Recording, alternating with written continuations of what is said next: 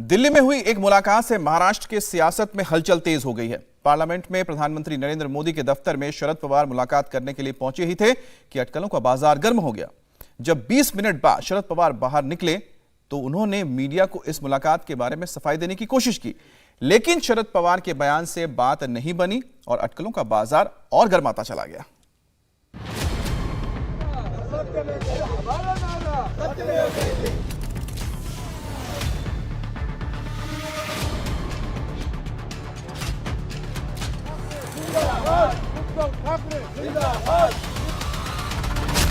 एक मुलाकात ने दिल्ली से मुंबई तक सियासी हलचल शुरू कर दी है।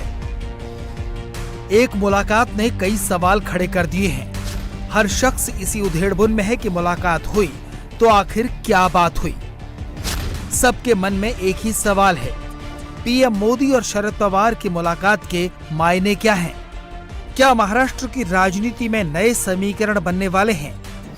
इन सवालों को हवा क्यों मिल रही है, उसके लिए महज कुछ घंटे पहले की ये तस्वीरें देखिए।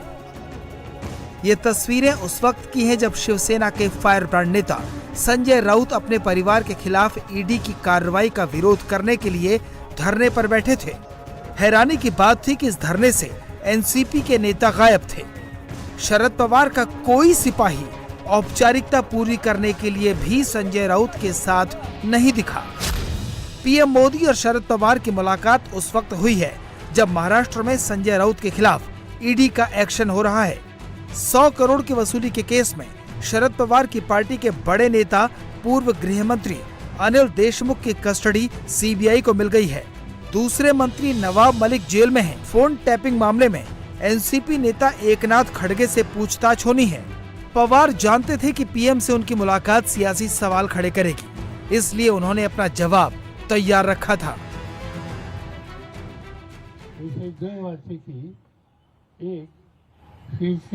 मैंने उनसे दो बातें की। एक, पिछले 2-2.5 साल से महाराष्ट्र की विधान परिषद में राज्यपाल के 10 नामित सदस्यों की सीट खाली है।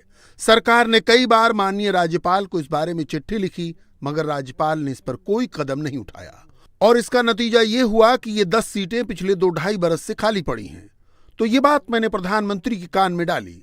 दूसरी बात ये थी कि संजय राउत राज्यसभा के मेरे साथी, सामना के संपादक, एडिटर, उनके यहाँ कुछ कदम एक सेंट्रल एजेंसी ने उठाए हैं। इन कदमों में उनके फ्लैट और उनकी आधा एकड़ जमीन को अटैच किया है। हमें लगा कि ये एक अन्याय है और ये अन्याय एक राज्यसभा सदस्य और सीनियर जर्नलिस्ट के साथ हुआ है। ये बात मैंने प्रधानमंत्री के कान में डाली, बस। पीएम मोदी से मुलाकात करने शरद पवार उस वक्त पहुंचे हैं जब महाराष्ट्र सरकार के मंत्री और अघाड़ी गठबंधन के नेता अदालतों के चक्कर लगा रहे हैं। शरद पवार और उनके भतीजे अजीत पवार समेत एनसीपी के 7 नेताओं पर केस चल रहे हैं। इनमें प्रफुल्ल पटेल से लेकर अनिल देशमुख और नवाब मलिक तक के नाम हैं। वहीं शिवसेना के 5 नेताओं पर केस चल रहे हैं, जिनमें संजय राउत की पत्नी भी है। वहीं कांग्रेस नेता सुशील कुमार शिंदे की बेटी प्रीति श्रॉफ पर भी केस चल रहा है। हालांकि शिवसेना को पीएम मोदी और शरद पवार की मुलाकात में कोई सियासी मतलब समझ नहीं आता। ये ऐसी कोई मुलाकात नहीं थी। मुलाकात उनको ध्यान दिलाने की जरूरत थी प्रधानमंत्री जी को कि आप एक संवैधानिक पोजीशन पे हैं और संवैधानिक पोजीशन पे होने के नाते आपकी जिम्मेदारी बनती है कि उसका कर्तव्य का पालन करें, ना कि दिन रात उल्लंघन करें अपने पॉलिटिकल एजेंडा के। कोई सियासी चर्चा नहीं चल रही है। जो चर्चा चली उसका प्रेस कॉन्फ्रेंस के माध्यम से उन्होंने बता भी दिया है किस कारणवश उनकी ये मीटिंग हुई है और उससे स्पष्ट हो गया है कि क्योंकि आज संजय राउत जी हों, नवाब मलिक जी हों, उन्होंने खुल के सरकार के खिलाफ हल्ला बोला है, तो केंद्र सरकार अपनी सेंट्रल एजेंसीज का इस्तेमाल कर अपना पॉलिटिकल एजेंडा चला रही है। संजय राउत के परिवार पर ईडी के एक्शन से पूरी शिवसेना और उनके सहयोगी दोनों सख्ते में हैं। इसलिए शिवसेना के 6 सांसद गांधी मूर्ति के सामने विरोध करते वक्त अकेले पड़ गए। राउत के सुर भी नरम हो गए। जिस तरह से महाराष्ट्र जैसे राज्य में जो भाजपा शासित राज्य नहीं है, वहाँ सेंट्रल इन्वेस्टिगेटिव एजेंसी का मिसयूज हो रहा है, वो लोकतंत्र और हमारे फ्रीडम को खतरे में लाने वाला है। ये ठीक नहीं है। आप दिल्ली से आते हैं लोग, हमारे लोगों के घर में घुस जाते हैं, ना नोटिस, ना वारंट, ना समझ। ठीक है, देख लेंगे, वक्त बदल जाएगा और हमारा भी वक्त आएगा। संजय राउत के आरोप का जवाब गृह मंत्री अमित शाह ने दिया। शाह ने चुनौती दी कि वो किसी भी सवाल का जवाब दे सकते हैं।